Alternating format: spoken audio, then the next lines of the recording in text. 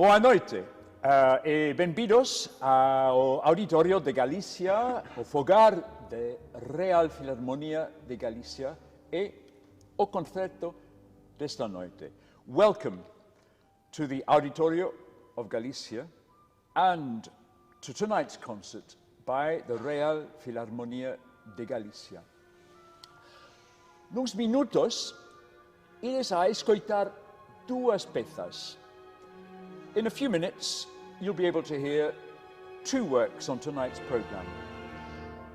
A gran octava sinfonia de Anton Dvorak, the great Eighth Symphony of Anton Dvorak, e primeiro o estreo de Gratulantes, a nova composición de Sofia Oriana Infante.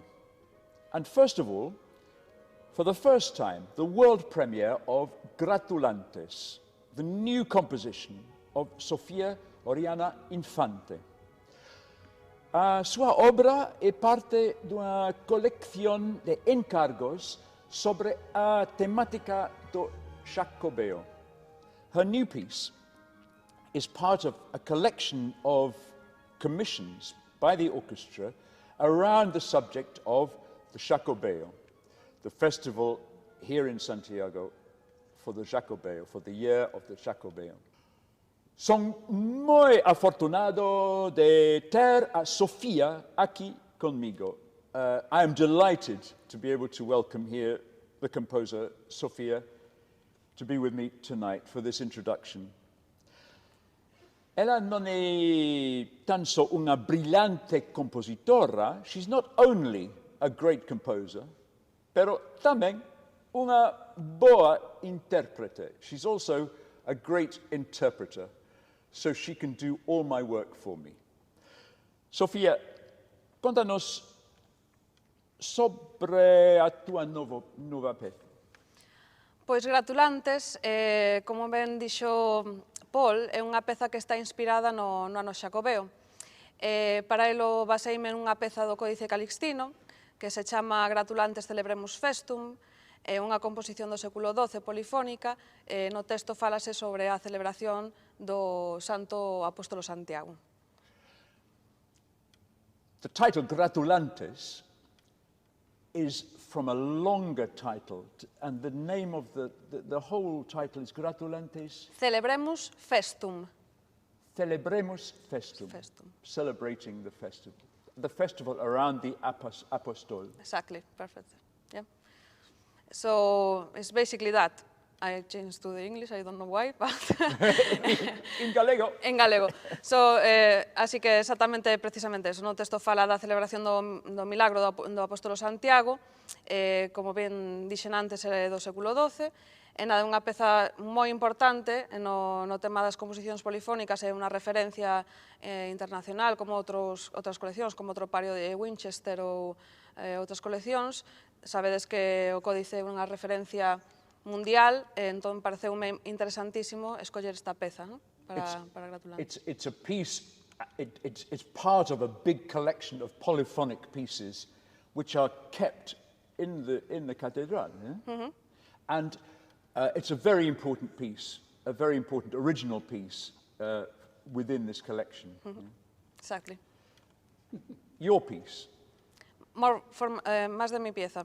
Pois, a parte do concepto, tamén podemos falar da estrutura da peza, que é unha estrutura, como xa ben expliquei, reiterante, na que se poden encontrar estes elementos referenciais a Gratulantes Celebremos Festum, pero non dunha maneira moi sinxela e evidente, senón que é necesario adentrarse na partitura para encontrar as conexións entre estes traballos.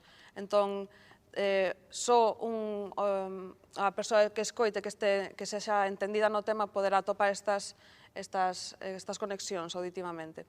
Para o demais é necesario tamén unha investigación na partitura. I think I understood some of that. What you're saying is it's your own personal reaction to this, relation to this music. Not really. More or less. Yeah. I said that just to find the connections between the pieces, you have to understand and study the pieces to find these connections between the original and Gratulantes. And there are, if I can ask you in English, there are many personal... Yeah, there is personal references to. Rhythms? Melodic ideas? Melodic ideas, there are a lot, from connected to the other pieces, especially with In Memoriam as well. And the harmonic... Let me just explain that In Memoriam was a piece which we played at the Real Philharmonia, another commission from Sofia, which was about your own life with your family, yeah. your parents, and your own, the course of your own life. Yeah. In Memoriam, xa non sei en que falarse, en galego, inglés ou castelán. In Memoriam estivo basada nunha experiencia personal, nun proceso tamén, é unha homenaxe a meus pais, porque miña nai falecera daquela recentemente, entón quixen dedicarlles a peza. Ademais que eles tamén tiñan moita conexión con Santiago, que les coñecenos en Santiago, e despois xa pasou o demais. Entón, pareceume un momento super especial, non? Para a estrela dunha obra en Santiago dedicada a meus pais, voltando de Gratulantes, en In Memoriam xa utilizaron un montón de referencias persoais, tamén as músicas que escoitaba meu pai, intervalos, ideas que conectan con estas referencias. So a lot of ideas connecting the two pieces together, and a lot of your personal thoughts about your own life. Sí. And in the middle of that, also this great reference to the Gratulantes, yeah, from the collection in this polyphonic collection. Sí, pues efectivamente hai conexiones personales, profesionales, e bueno, creo que é unha base necesaria para todas as composicións, no? Que se consideren auténticas e honestas con un mesmo, un compositor, aínda que non queira, sempre va a haber referencias culturais, pero penso que a obra faise máis interesante canto máis contenido personal ten, máis traballa sobre as experiencias persoais e tamén culturais, por suposto. A very interesting way to connect the past and a part of the classical history of Galicia with your own personal life. Yeah, exactly. But, okay, these rhythms, Las Cuerdas, they're playing bam, bam, ba, bam, bam, bam, bam, ba, bam, bam. It's very festivo, like the Atlantis title. Sí. Por que this bam, bam, ka, bam, bam, bam, bam, ka, bam, bam, bam? Eu penso que é tamén non só polo tema do carácter festivo, senón que eu son, a ter esta personalidade, esta formación de percusionista, tamén centrome moito nas ideas da repetición, dos ostinatos, de buscar a identidade dun acorde, simplemente, elementos sinxelos que poden ter moita personalidade dentro dunha peza, sempre traballo en torno a eso. E tampouco estou asustada de utilizar... It's a what? Asustada, afraid. I'm not afraid of using basic elements and repetitions and these kind of things. Penso que tamén parte da miña personalidade, non asustarme a usar elementos que podan soar un pouco rollo rock and roll ou podan sonar a outros estilos. Non teño medo a combinar diferentes ideas do máis clásico, entre comillas, con o máis... You just mentioned, you said that in the rehearsals, you said, this is like a kind of medieval rock and roll. Yeah.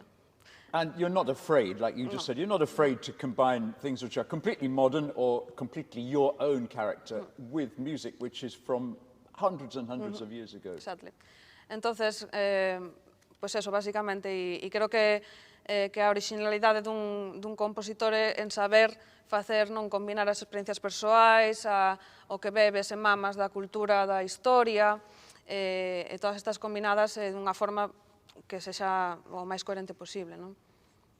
E penso que é así, máis ou menos. As many connections as possible between you and... You understand perfectly. And the tradition, yeah. Well, of course I don't, but I'm trying to. You do. It's a fascinating piece. It's quite short and it's very concentrated. And I'm just thinking, you're not connected to Anton Dvorak in any way, but what you're saying, in a way, is very interesting. You know that a lot of Dvorak's music is very folklorico, it's very connected to his roots in his country, but it's all about his own personal life. Now you have to say that in gallego. Vale, sei que Dvorak se funda moito tamén nas tradicións folclóricas do seu país e tamén da súa cultura, en experiencias persoais. Sí, é que, como dixen antes, eu penso que é algo inevitable, en certo sentido. Logo é certo que compositores que traballan a fondo, como Bartók tamén, ou Kodály, son compositores que, ademais, teñen esa intención. E penso que neso está o estilo, como dixen antes, o estilo persoal de cada un, saber combinar a súa procedencia, e parece moi interesante, e máis en Galicia, que é un sitio que ten unha moi rica música tradicional, hai moitas cousas en as que podemos inspirarnos. You're saying that it's very, from your point of view, it's very important that a composer should have a very strong feeling of their roots, their connection with their place. Exactly. Yeah? And that makes your music richer. And here in Galicia there's an incredible tradition of folk music, of the music, the cathedral music, the religious music, all of these things come through into your own life. Exactly. Same thing for Dvorak. I was talking to some musicians in the orchestra. I said, what is it about Dvorak that makes this, what is it? You immediately know it's Dvorak, it's not anybody else. And someone said, it's completely honest music. You know exactly how he feels. Yeah. Give us that in galego. que dos elementos que poderían decirse que son máis auténticos, non máis identificables na música de Dvorak, que a súa autenticidade, que é sincero na súa música, que eso percíbese perfectamente. E que é o gran problema, o gran asunto no mundo da música, da composición, que percíbese totalmente cando alguén está intentando ou pretendendo ser alguén que non é, ou compón unha música para conseguir máis recoñecemento. Cando un non é sincero coa súa música, nótase, aí perdese moito interese. Entón é algo moi importante ser honesto con un mesmo. When a composer is really writing with sincerity and with honesty, that makes you have a problem if people are not expressing themselves with that kind of honesty. It's an interesting thing. And when the violoncellos begin in the symphony, they play a big role in the sinfonia, and in the first movement and at the beginning of the last movement as well. Their melody, it's a little bit like it's very characteristic Dvorak, these